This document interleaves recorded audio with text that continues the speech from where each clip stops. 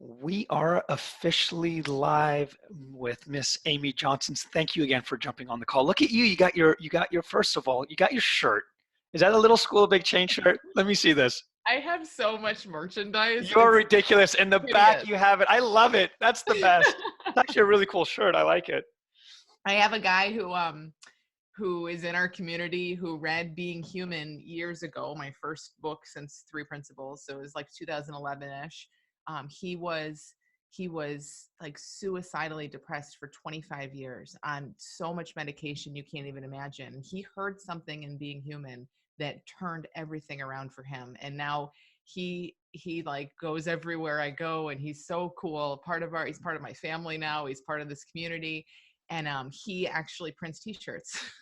So he literally, whenever he has like downtime at work, he's printing little School of Big Change t-shirts all the time. So You're that's kidding me. What an awesome story. That is so rad. yeah. Well, I got to start doing better in my coaching so I can get some free stuff. But Well, I don't know. I didn't even talk to him. He just read a book. that's incredible. Well, speaking of your book, the latest book, right, is this one up here. If you guys are looking, it's the Little Book of Big Change, right? That's one of them in your school by a similar name, which is a Little School of Big Change as well, right? Yep. I do want to, first of all, I know you're a coach, you're a psychologist by trade. Um, you're a master coach. You're an incredible gifted speaker. You do speaking, you do coaching, you do all that. For those that may be new, that may not know anything about you or may listen to this later, tell us a little bit about yourself. Um, yeah. So I was a seeker type forever, had tons of anxiety as a young person, found myself in this eating disorder as a youngish person, young adult, and was a coach because I love this stuff. I mean, I knew of, just love spirituality and psychology and how it all fits together and all of that. So was doing all that and having some impact on people, I think, but was so caught up in my own stuff that it didn't feel authentic or real or right, and knew there was something missing. I think probably like a lot of us. And so when I came across this, I everything started to change. And to be honest, I just did a 3PGC webinar last week and talked about this a little bit. Some of the first stuff I saw, because when I came across this, I was in this eating thing, and I read a book that was all about the brain. And I just started to see these simple little things, not principles, nothing, but I really started to see, oh my gosh, our brain gives us crap all the time. And it's not about us. It's not personal. It's just a machine doing what a machine does. I really got this amazing, and that might sound disrespectful, but it's just the opposite. I had this amazing respect for the brain as a machine, as like sometimes I call it an appliance, like a blender or your, refrigerator or something. It's an appliance in your head, and to not be afraid of it anymore and not be so caught up in personal, taking it so personally, all the crap it spits out. It was like, oh, it just freed me from it so much. And so around that same time, I was coming across this understanding. And this obviously just like helped that make sense, just how the brain works. And we don't have to take that so seriously. Plus took it, 20 miles deeper and gave a whole bigger context around it. And, yeah, and it just clicked with me quickly. And so from then on, I, wrote a couple books and have just been really sharing with this with as many people as I can get my hands on. And what, 7 or 8, 9 years, I guess. So when you said not taking things or my thinking seriously. Now, if someone comes to you and says, "Oh, well, that's easy for you to say. I've had, like you, I guess you just mentioned someone, I've had anxiety for 20 years. What do you mean don't take it seriously? This is a serious issue for me." Like, what would your response be for someone like that? Is it when you say serious, what do you mean not taking your thinking seriously? I mean, um, I mean, see, that's a horrible statement. Like, don't take it. I would never say don't take it seriously. And I can say that now because that's just what comes out of my mouth. But it's it's not even on us to take it seriously or not. And you're absolutely right. When like we are in our thinking constantly. So we can't just not take it seriously, but we just keep getting curious about what is this? Like rather than this is my life, this is my life, this is my life, I am anxious, I'm depressed, I have this disorder. It's like, wait a minute, what's going on? Like what is this whole experience thing? Can you guys hear me okay? Is that what that's about? I do hear you, but Lynn is saying she doesn't. Okay, let me just check this. Is that any better? Actually, yeah, it is. Is that okay? Um, so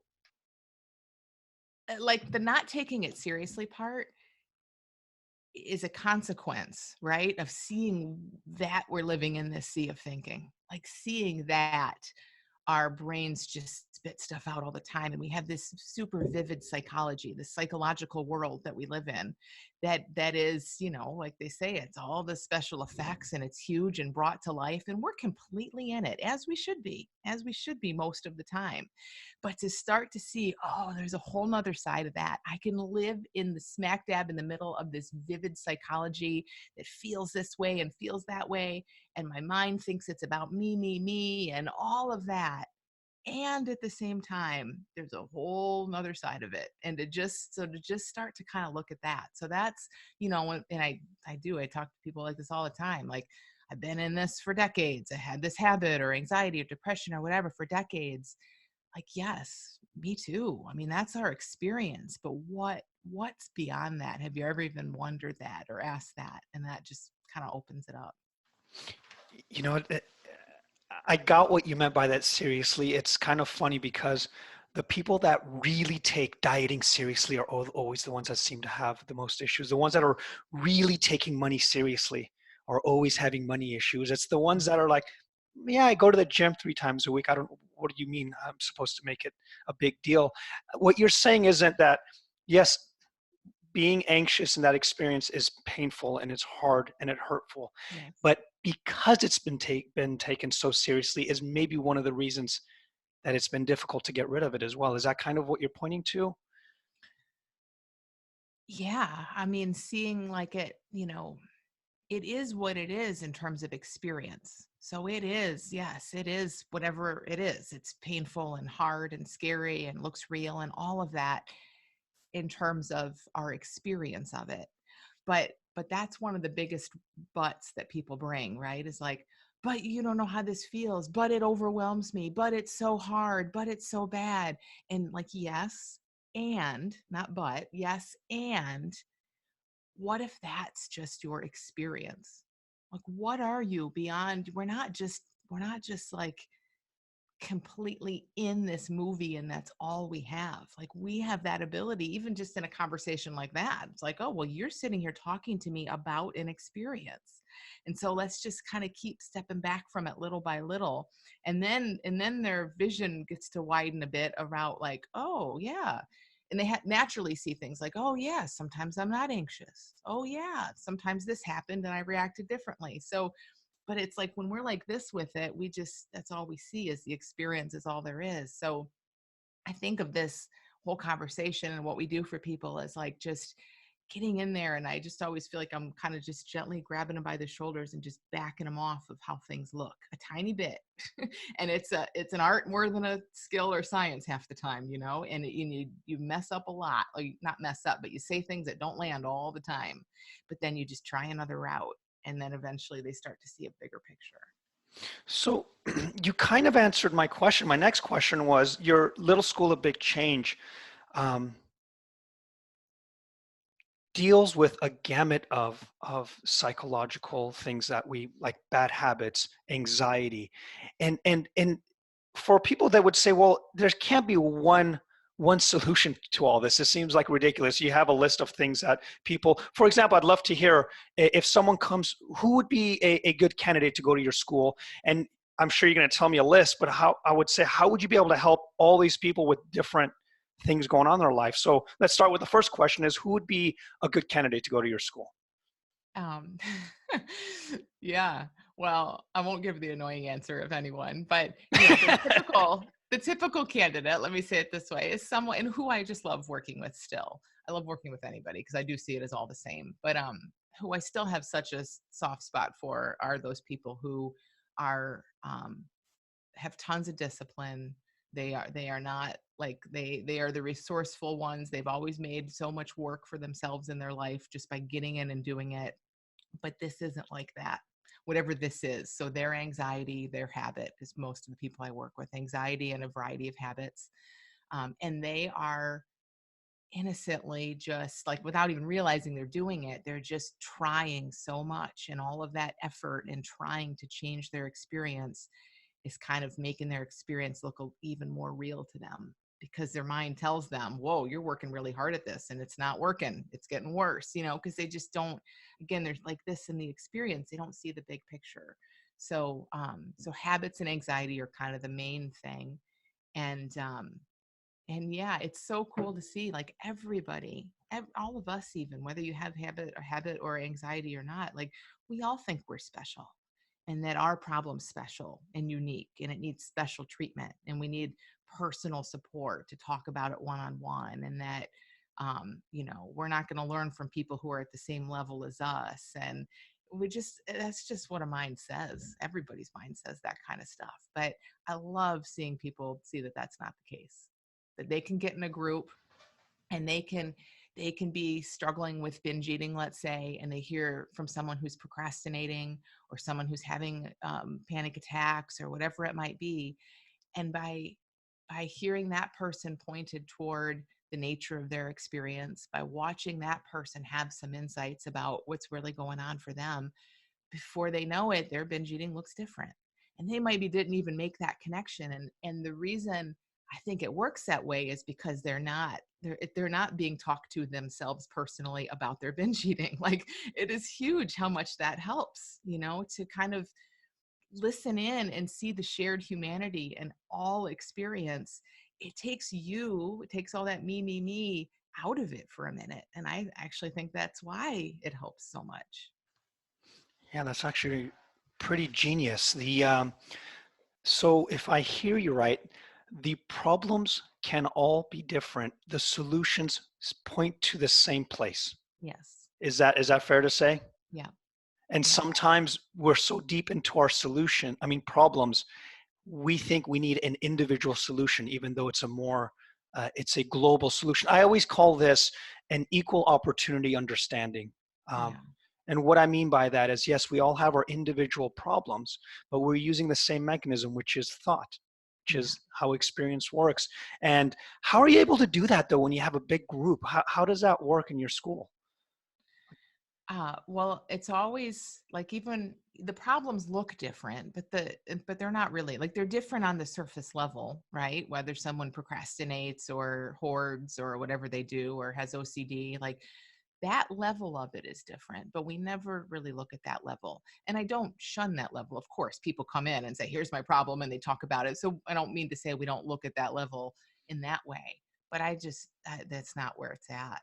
It's just not where it's at. It's like, I don't know. It's like us having an hour-long discussion here about what color your house is. I don't really care what color your house is. Like, let's talk about something deeper, and Yeah. and that's kind of how it is there. It's like, and that's, it's just how it looks. It looks like we need to talk about the surface level, but we don't. And so really quickly, we just start looking at how every issue, it it sprouts up in a different way. It has a different surface package, but it's all the same. And so really all the problems are identical. And it's amazing how it doesn't take people long to see that. I think we know. I think this is so common sense. And I think the world knows this, but we're just kind of caught up in this old specialized model of things. I don't know, some industry made up because it made sense for them or something. You need this solution, you need that solution. But I think we're so past that. We're so onto it that there's something deeper at play. And so yeah, we really see the only problem we ever really have is being caught up in an experience that we think is us. Yeah. It's misidentification. That's all it is. It's mistaken identity. It's like we have thoughts and feelings and behaviors, and we think that means something about us, and we need to step in and change it. And that's where everything kind of goes awry for us, right? Like, this feeling isn't okay. This behavior isn't okay. This thought isn't okay. So we step in and try to fix it. And then maybe that works. Maybe it helps us feel better for a minute. And now that looks like the solution. So you get caught up in this habit, cycle so quickly. And when people can see that, and again, it's the same across the board. You felt depressed one day, or you did a ritual that made you feel a little less anxious, or you ate or drank something or bought something or whatever, and then that thing looked necessary. That your well-being got pinned on that thing for a minute, and you forgot who you really are and how this works. And that's how it always starts. So it's like the rabbit foot, huh? It's a lucky Yeah. charm. The shopping becomes the thing that happened to be the same time that your thought may have changed, but you credit it to that. I mean, I remember I used to try to go on vacations to settle my mind until I brought my work to Hawaii, and I realized it cannot be Hawaii that can calm me down or give me a different experience. It's just because I'm always wherever I'm at, I bring myself with me, or my thinking, so to speak. Yeah. So yeah, Yeah. and I want this call, we're going to keep chatting, but I do want this call to be for you guys. And if there's any questions, are you open to taking questions? I'd love to. Okay, because this is, I think, also one of the things I like it too. I shine when people actually have things going on, Mhm. where it's not just, or we're just talking concepts. Like I want to Yeah. actually see. So if anyone here has something that you, if it's just even a general question or anything like that, if anyone wants to jump in, you can raise your hand. You can unmute yourself. Does anyone want to jump in as of yet? If not, that's totally fine. Okay, so we'll wait. Sometimes we need to warm up a little bit. Um, Here's another question that I have. Um, how long does something, when what you sound like is revolutionary different than certain psychologies, which says, I mean, we hear habits can take up to 90 days, right? Certain habits take 90 days, or um, once you have this particular uh, issue, you're always going to have an issue. So it's a matter of just alleviating it just a little bit. What are your thoughts with certain things like that? Can you just have a quick turnaround, like you said in the beginning with the gentleman who was suicidal and just life change? That seems a little bit too easy in my experience or in my opinion, or in Yeah. some people's opinion, I should say. I mean, yeah. The problem is we hear that, and then everybody wants that, and then everybody beats themselves up and thinks they're doing something wrong because their transformation didn't happen overnight. But like, we have to kind of stop doing that. So Yeah. so here's what's funny. In the school, when we go through the 6-week course, and every single time, this will be, I don't know, maybe the seventh time I've run it, that every time what happens, and I hate to even say this, so don't hang on this too much, but it's just what I see. Something like this happens. People come in, they're all in their heads. I mean, for them to come in, not always. Some people just come in because they're curious and want to see more about this understanding. But a subset are really suffering. They come in, they instantly start to feel better because they feel a little hopeful, and then they hear me pointing to things like, hey, you're really okay, you're really more okay than you think you are. And what if this problem is just, your mind spinning in circles, and it's just a habitual thing, whatever. Like, they start to feel so much better, not because they've even learned anything, nothing has really changed, but there's hope, and there's space in their head a little bit. And they're like, in the first couple weeks, oh my gosh, I already feel better, what is this, what's going on? Never fails. By toward the end of week 3 into week 4, there is a subset of people that are like up in arms, like, okay, what am I doing wrong? Because that person had a massive insight. They haven't done their habit in 3 weeks since the course started, and I still do mine once a week. Now it's a lot better, but I still do it. What am I doing wrong? And everybody starts comparing and contrasting and judging themselves. And so, to your question, like, absolutely. I mean, and that's always been the case. This has nothing to do with principles. I mean, people have spontaneous recovery, people have insight.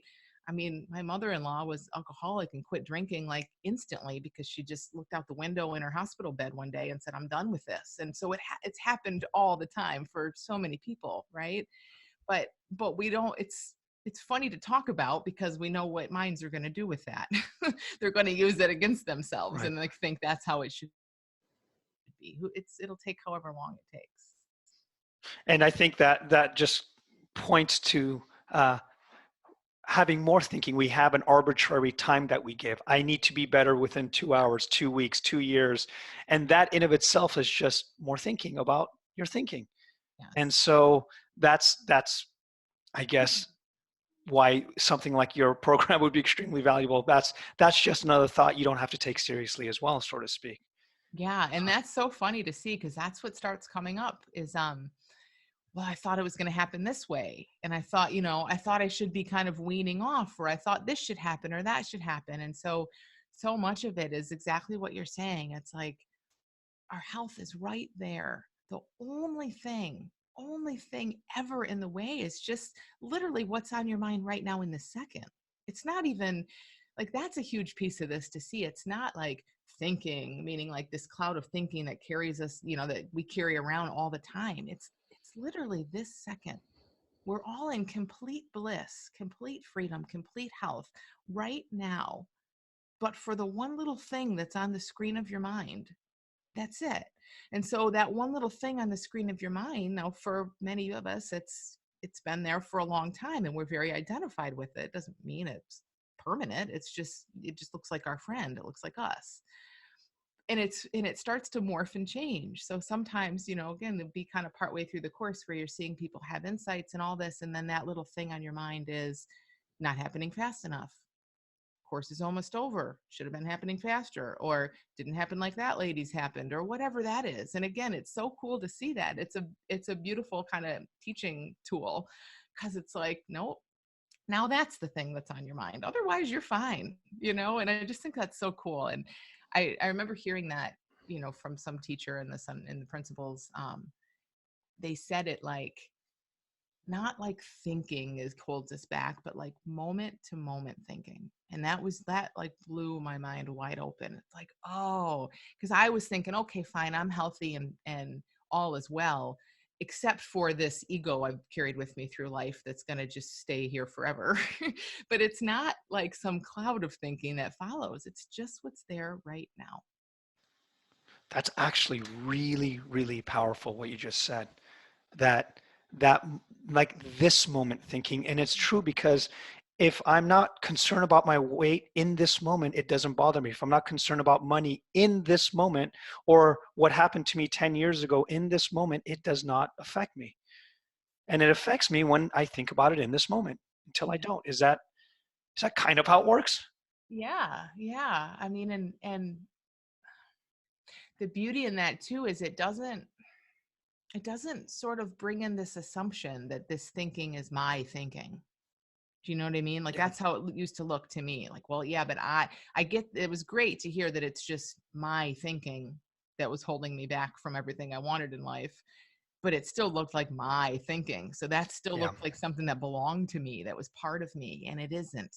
It isn't. It's like just what's coming across the screen doesn't belong to you. Thought just flows through us and moves, and thought and feeling and experience and psychology, they just kind of just move through us. And there's something so huge in that, seeing that it's moving and seeing that it has nothing to do with you. Now it feels like it does because our brain is a habitual machine. So and it tells stories. It doesn't just give random thought and feeling. That'd be so easy to see, oh, this isn't me, and we wouldn't care about it. But it's not like that. When it moves through us, and especially when it's really habitual, it has this storyline to it, this narrative to it that's all about us and how we're doing and how we're stacking up in life. And that's so good to know because that's what gets us tangled in it, I think, is the story, the content of it is all about us. But it can't be. It's just the way that machine, that appliance in your head talks. It talks about you. I have something. Give me 1 second. I'm going to try to close this. There we go. So Yeah, if it's your thinking, then it's your responsibility to change that thinking, Yeah, and right? it means something about you. And it It's means exactly, not only that, it means something about you. So now not only do you have to manage the thinking that you think is yours, you also have to try to maintain, like figure it out, have a solution for that thinking. That's a lot of work. yeah, Like, how do you even get stuff done if that's what your responsibility is? yeah. So if it's not your thinking and it's not your responsibility, then how does it go away? Or is that what you're not saying? So when we see it's not ours, like again, I just think of the weather. Like how does the rain go away? Well, I have no idea because I'm busy doing other things. You know what I mean? Like we're not sitting there telling the sky to hurry up and make it quit raining because we know rain is is a force of nature that just happens and it takes care of itself, and we aren't wrapped up in it for the most part. And so we're off in life while the rain comes and goes, and we don't really give it a second thought. Now, I'm not saying like we should be striving to have our experience like that, but it is like that. I mean that this whole weather thing is, I don't know, like for me it's not just like a cute comparison anymore. I mean we are nature. Like our experience is the weather showing up through us. It operates in, it's really huge to consider that too. Like it operates in the exact same way. And the only thing that makes us sit outside, like if we were sitting outside staring at the sky saying, when are you going to stop raining? And then that would be a problem in our lives because we'd be so busy staring at the sky. Like the way that looks for us is, our experience looks personal, looks like it means something about us. And like you said, it requires something of us. And when we kind of start to just consider, wow, what if it doesn't? What if it's just stuff, neurons firing and stuff showing up, old stories floating through, and there's really nothing meaningful that we must pay attention to in it. Now we will pay attention, of course, and I'm not saying that some of it's not helpful or any of that, but we don't have to. Like one of the clearest examples of that I always think is so dumb. It's just a minor little thing, but like my mom, I might have said this before. I know I've said it in school before, but my mom watches these like 48 hours kind of shows. And so she's always thinking somebody's going to like break in her house and kill her or something. And so she was saying one time, like, oh, I was driving down the highway. It's this big, open highway with these really deep ditches on the side. And she had the thought like, oh, that would be a great place to hide a body. And then she thought, oh my God, what's wrong with me? What kind of person am I to think that? And we've all had experiences like that, right? Like, what kind of person am I to have that thought? And when she said that, it struck me so much. I mean, I know she's not a murderer. She just watches these really bad shows. But it's like, that's such a cool example. Like, of course, that has nothing to do with her. That's not in her plans. That's not in her desire. It's meaningless. It's like her brain regurgitated an old story, something it saw from a TV show. And like, what if that's always happening for us? And the problem is we don't realize that. Like we think, because it talks about us and our life and all that, it just looks more personal and meaningful and real than that. Yeah, that's that, and I know that that's like you said, it may sound like a trivial a story, but it's no different than at my recovery center when people literally say, the only reason I don't do drugs anymore is I'm not acting on my thought anymore. Literally, that's it. From being addicted to a substance to not taking a substance simply because they didn't have to listen to the voice that says you should. Yeah. That was it. And so the implications of what you're saying, right? A story is a story is a story in your mind. One is a body on the side of the road. The other is, I need to take heroin right now. Yeah. You don't have to. Yeah.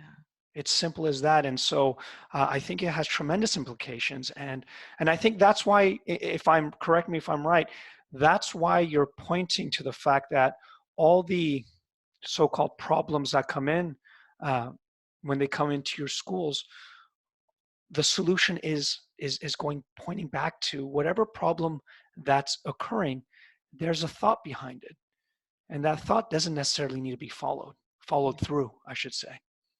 There's a thought behind it that looks real Yeah. and meaningful. And and often there's a, and this is just more thought, but it's there's a feeling of discomfort that I always think it's so cool to see, like, that's the fact that we kind of don't like discomfort is such a sign of our health, because we're Yeah. not meant to sit in discomfort. But where that goes wrong for people is we feel the littlest bit of discomfort and we start reaching for stuff. So because we don't want to feel it. And all that is, it's not because we're weak, it's not because we can't handle it. It's because we've we've become very afraid of feelings, again, because they look personal and meaningful. We don't get how they work. We don't get that they're just like weather. If we saw our feelings, if we were really even tiny little bit glimpsed that feelings that move through us exactly, literally like weather moves through the sky, that it's safe, that it has an impact in the moment, but it doesn't require anything, doesn't mean anything. It's just a force of nature moving through us. Like it changes everything. Then your capacity to just feel stuff widens. And just like you're saying, from those people, like, they see, wow, I feel uncomfortable. I have some thinking about what I used to do, but that's okay. That's just another piece of experience moving through me. Perfect. And I have Mr. Sebastian. Um, I have okay, Sebastian, you want to get in here? Yes, I'm in. There he is. Hey, what's up, buddy? What's up? I'm here. Hi, Amy. Hi. I've got a question about working with youth, and it's from today. There was a situation where two kids were really fighting with each other, and the one took a pencil and almost stabbed the other, and they were really into their story and really buying into like me against you. Um, and since they're just first graders, I did not really know how can I support them, how can I show them to not buy into their ego or into their story of me against you. And that's in general, like, for me, a challenge. Like when I talk to, say, teenagers, they are kind of more reflective, I would say, and with the 6, 7, 8 year old, it sometimes feels that what I'm trying to convey doesn't get through really. So I feel a bit not as impactful. Yeah. Yeah, me too. I have kids that age, and me too.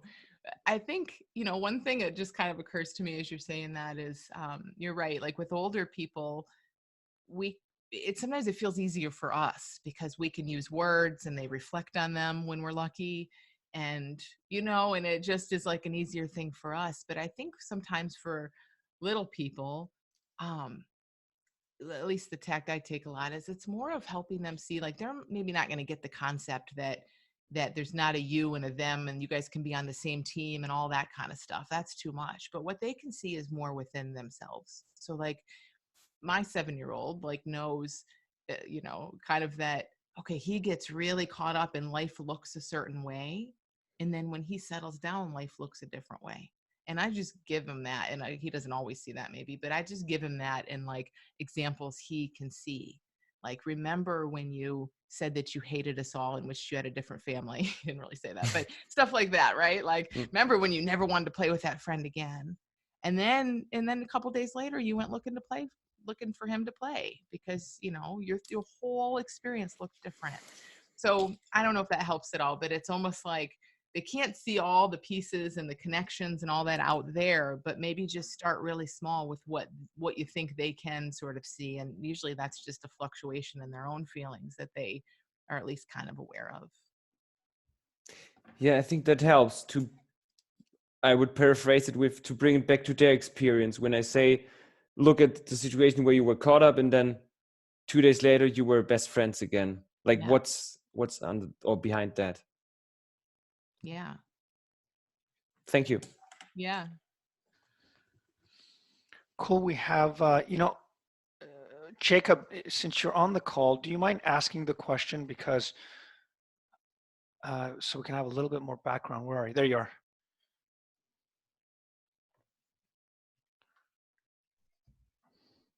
Hey, Hi, Jacob. hi, Amy.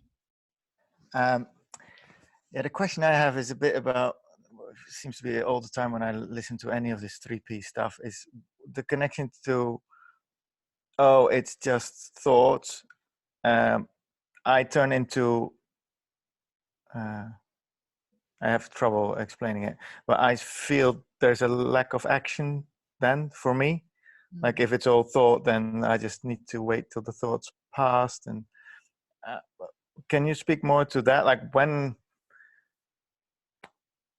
do you do something? Yeah. Well, what does it mean to you when you hear or say like, "Oh, it's just thought"?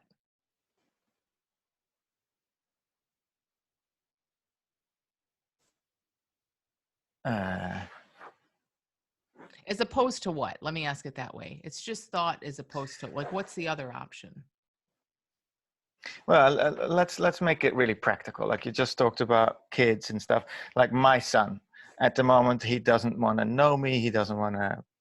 He says he hates me. He doesn't want anything to do with me. Okay, that's his thinking, right? His thinking is off. I can. So now I'm like, okay, so it's his thinking.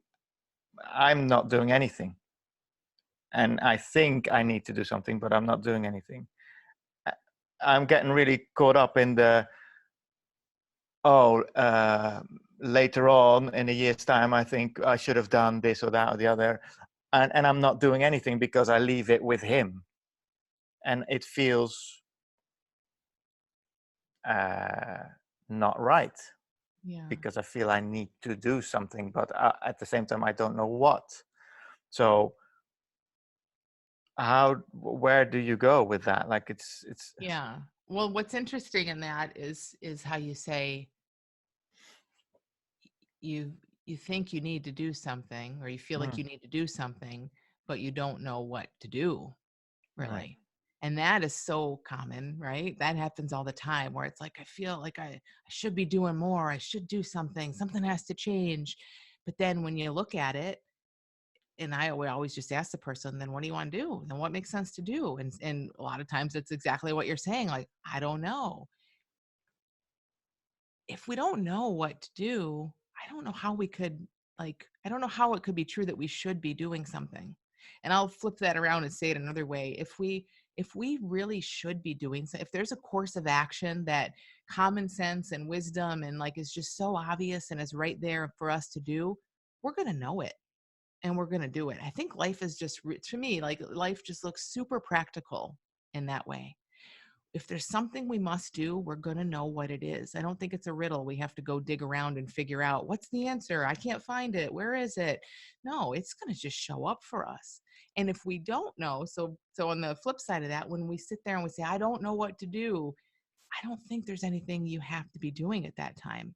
Now, I don't know what to do typically means we have all kinds of thoughts flowing around, like bopping around in our heads, and they all look kind of real and we're kind of confused by all of them and we can't decide. So for me, I don't know what to do. It's like, oh, okay, then there's nothing to do right now until I do know. So then I just let my 14-year-old sit behind a PlayStation for 18 hours because if I say anything else, he'll be upset.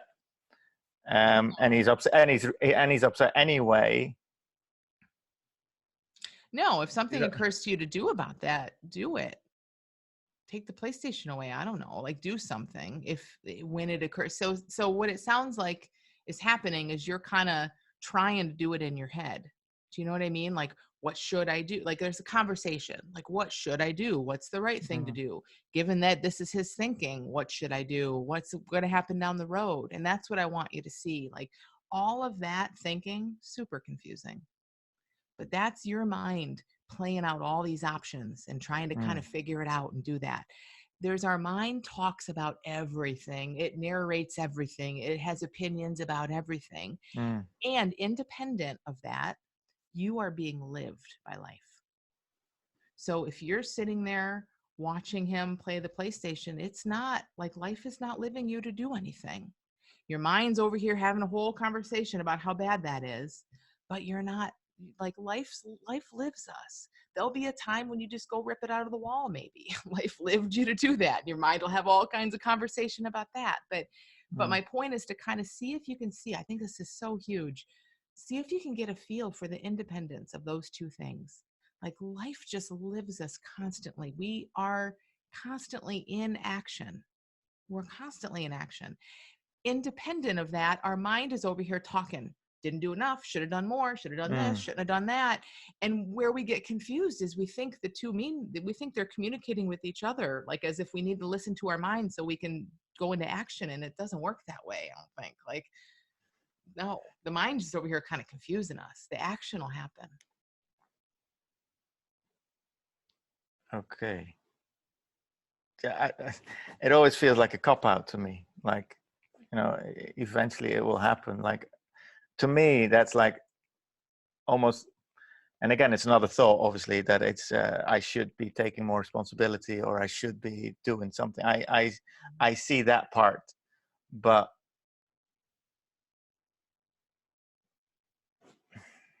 yeah, If you can I find trust, it really hard to put it into words. Really. if you can trust that when there's something that you see to do, you'll do it.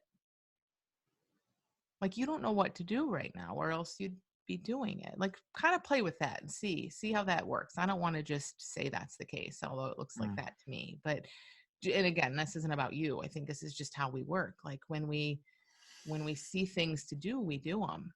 And often we don't see things to do, and that can be really hard for us, for our minds. Not for us. We're fine. We're fine not doing anything. But our mind really does not like it. Our mind wants to fix that problem and make sure we're doing the right thing. So if you can just kind of get a feel, like, and just kind of just consider, like, okay, I bet when something occurs to me to do that really feels right, I'll do it. You're not avoiding this or anything. You just maybe don't see what to do yet. Okay. Thank you. You're welcome. And just while I was listening, I know it sounds like a cop out. I'm just listening myself, and I would say just to add, Jacob, you got here at 12 o'clock my time to get on this call. I'm sure you have a lot of thinking throughout the day. How did you get on this call? Surely, with all the thinking, you couldn't have got yourself to get here. I'm assuming because you wanted to get on this call, right? So that's exactly what I think Amy is pointing to, is if you know like you've brushed your teeth today, you've probably gone to the restroom, you've probably fed yourself. So you've probably done a million things that you wanted to do, but there's this one thing called my 14-year-old child. And all of a sudden you think, that's the one thing that I have no idea what to do and I'm confused. And ironically, that's probably the one that you have a lot of thinking around too. Because you didn't have a lot of thinking about this call and you got here. Didn't have a lot of thinking about eating today and you got there. Now, if you have a lot of thinking about eating, then you'd probably be on this call saying, I have issues about eating. But for someone else, it's like, what do you have issues about eating for? Just pick up some food and eat it. Because that person probably has a lot of thinking around eating that you don't. That's the only difference between someone that may have an eating disorder and someone that doesn't. Someone that has thinking about a 14-year-old child and someone that doesn't. Now, I have my own 14-year-old child issue, but it's something else. But I surely can talk to Amy and say, no, oh yeah, I get Jacob's, his is easy. But Amy, what about me and my wife? Mine's different because my wife has X, Y, and Z, which I was going to ask you, Amy. What do you do? Let's say someone goes to your class, your school, totally gets transformed, gets it, but they're now stuck with someone in a household that doesn't get it, that is constantly in their head. Like Jacob mentioned, maybe it's a child or a wife or a sibling or a relative. Like, what's our best thing to do in that respect? Well, the not best thing to do is to try to change them. I think the best thing to do is to keep leaning into what we get.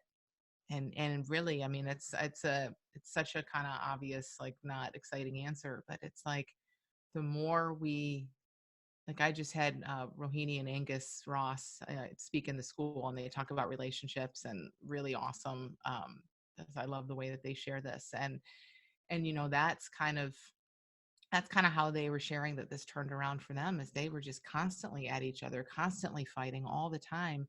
And Rohini really got a feel for this, and Angus didn't at all. But one day he just got on her and tried to pick a fight, and they got into their old patterns. And for the first time he could ever remember, he looked at her and she just had a look of compassion in her eyes. And it just for a second, that didn't turn their whole life around, but for a second, it just stopped him in his tracks. And then they went back and did whatever they did. And then again, she kind of looked at him and had some compassion and said, I can see you're really suffering in your own head right now. And, you know, she didn't try to teach him anything. She didn't sit down and say, you need to go to this place with me.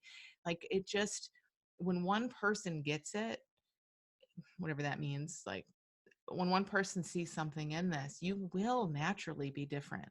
Like Jacob, I bet there's no question. The more you've seen about this, you are different with your son. Now, your mind might still be telling you that's not good enough and things should look different. But there's no way. There's no way that we are on to the fact that we're in this thought created experience and that we're so much more than that. There's no way we get onto that and relationships don't change even just a little bit. And they usually kind of change a lot just by one person.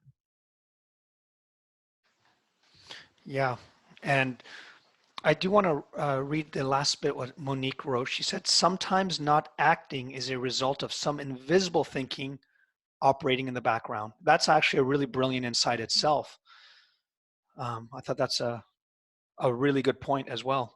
All the time, because of my, again, think about this appliance in your head. It's all about action and doing and being in charge and being in control.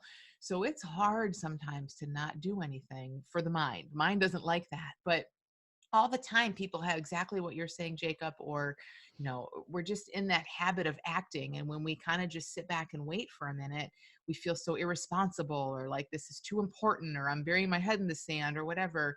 And people will come and say, I'm procrastinating on this, you know, I haven't done this job interview or whatever. What do you know, months down the road, they're like, thank God I didn't do that job interview. You know, like there's so much just common sense. Again, that's life living us. It is life living us.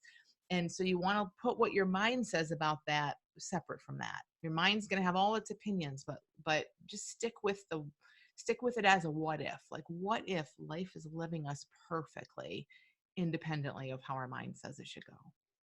Yeah, I really like that life. I've never actually heard that before until today, life living us. And I really like that. It just kind of makes it clear for me.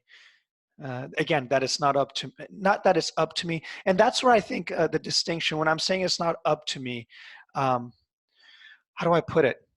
It's not a bypassing. Like I'm just going to let everything happen to me. There's a difference between it's not up to me and it's going to happen to me. Like if I'm in the middle of the road, I'm going to get run over. I'm not saying that. But if I have enough clarity, there's people that are so much in their head that they do get run over by vehicles when they're crossing the street. So I think that the level of clarity when it comes life, there's more to see. There's more available. You're just more available, I feel like.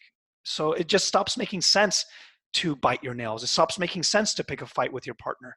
Not that you may or may not do it in the future. You sure will, or you won't. But I think that it just gives a little bit more clarity as to how to navigate the world. Yes. And the more we can just kind of relax and question and kind of assume that life is living us. The ironic thing about that is when that clarity starts to come, because we don't, you know, like Jacob's thinking, whoa, my mind is really like, this is a problem. I'm doing it wrong, which is just consuming his mind even more. So it's like the clarity is further away. So like all the time, you know, I've worked with so many people who, back when I did a lot of private coaching, a ton of women that were like, you know, this is not the relationship for me. But then they'd wait. And back in my old coaching days, I'm like, well, come on, when are you going to leave him? Like, what are you dragging your feet for? Let's, you know, if you know this isn't the relationship, leave. But it wasn't time to leave. I couldn't see how they were ever going to be ready. But then what do you know? At some point, they showed up for the call and they're like, I left. Because when the thinking clears enough and the action just kind of happens through us. So and it doesn't happen when we're in our, I mean, it still does, but it's harder when we're in our heads questioning and thinking, kind of like you were saying, that it's on us to make action happen. It's not on us. You know, it's not. Action happens all the time. Yeah. The action irrelevant of thinking is always happening. Even not doing anything is an action, right? And so, yeah, and we have 10 more minutes, and I do want to get more calls in this last 10 minutes. So if anyone has anything else to ask, I would love to hear it. Do we have a hand raised? No. So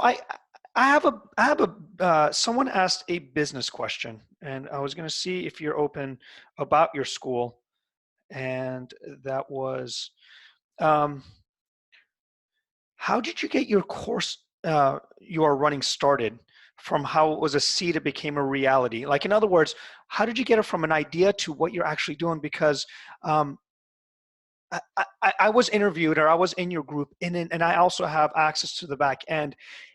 You really put on an amazing program. It's not just like kind of put meal piece together. You really care. And I'm saying that from the bottom of my heart, because I've been in a lot of programs and they're just kind of done for the sake of whatever. Like, I feel like you not only care about what you have out in the world, you care about the people that are in it. I remember after our webinar, you spent the time and gave me a gift, and it's just like you really care about the people that you spend time with. So with that being said, like, how did this come to reality for you? Yeah.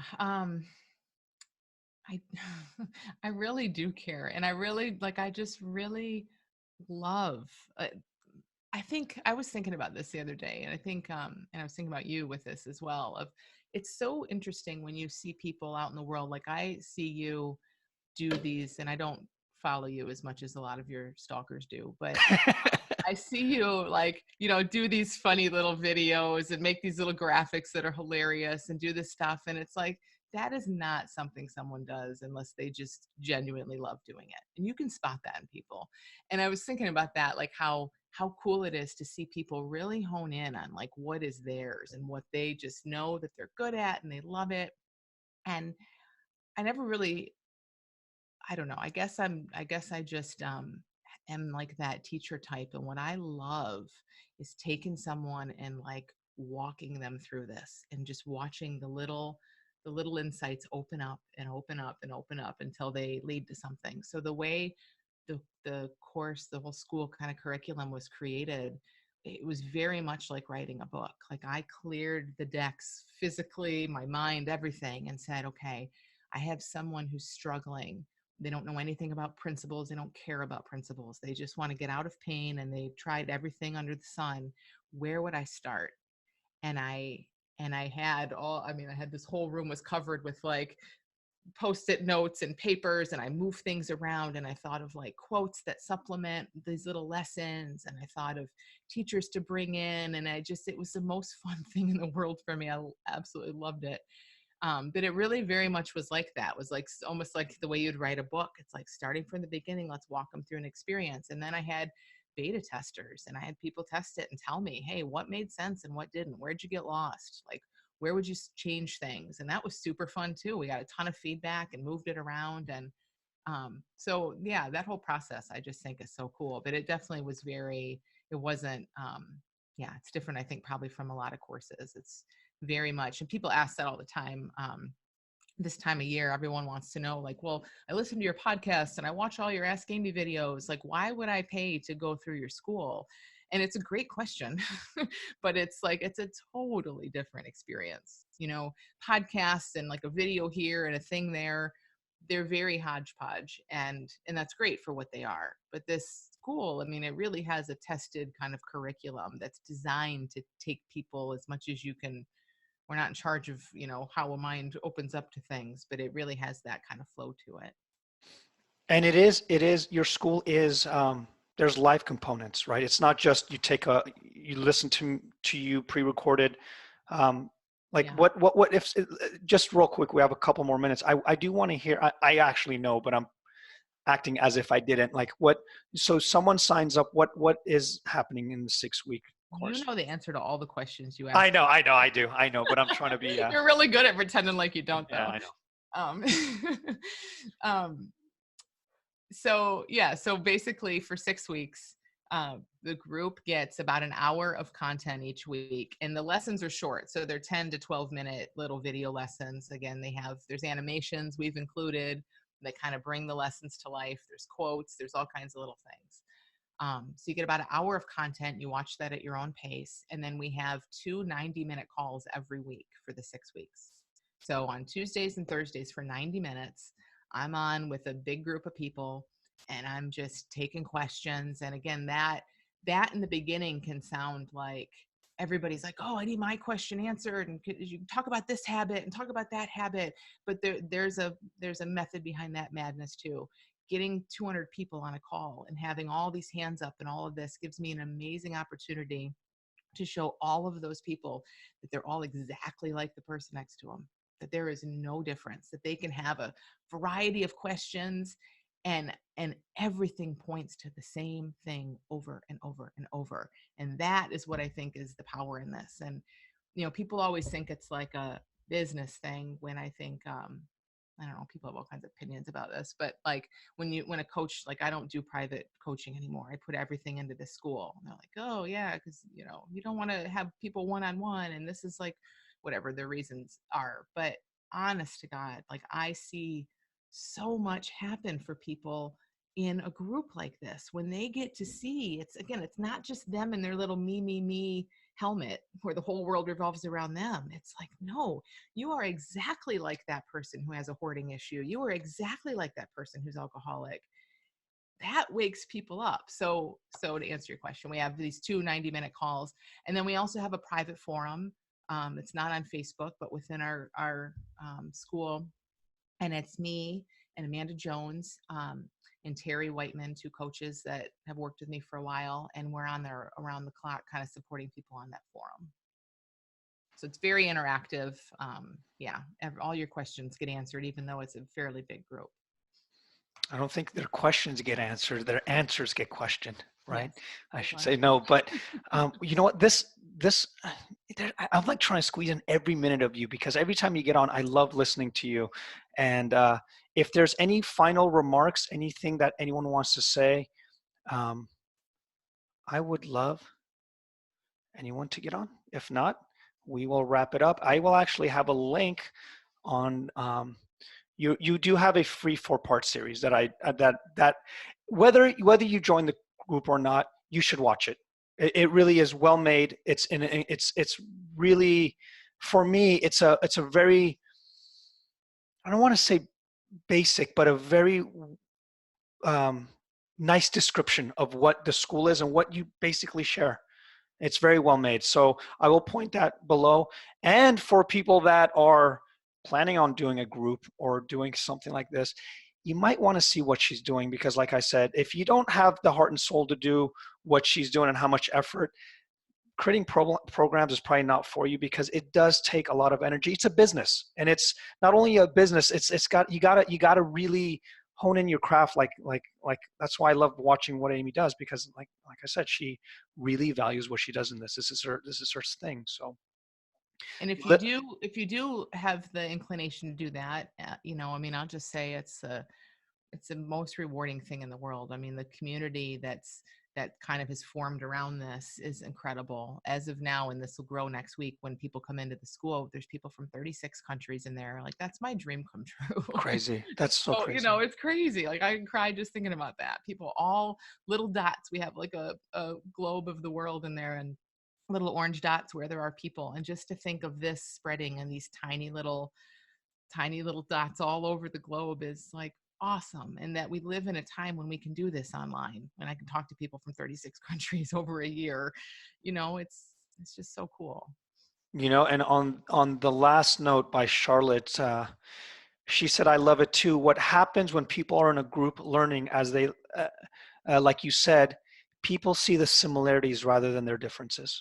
I think that's what a beautiful way to end this. And that does something for people.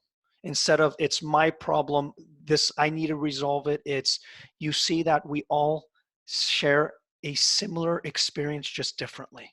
Yes. And from that point of view, we can see changes universally. And I remember, was it George Pransky, or I've heard this before, which is all boats rise with the tide.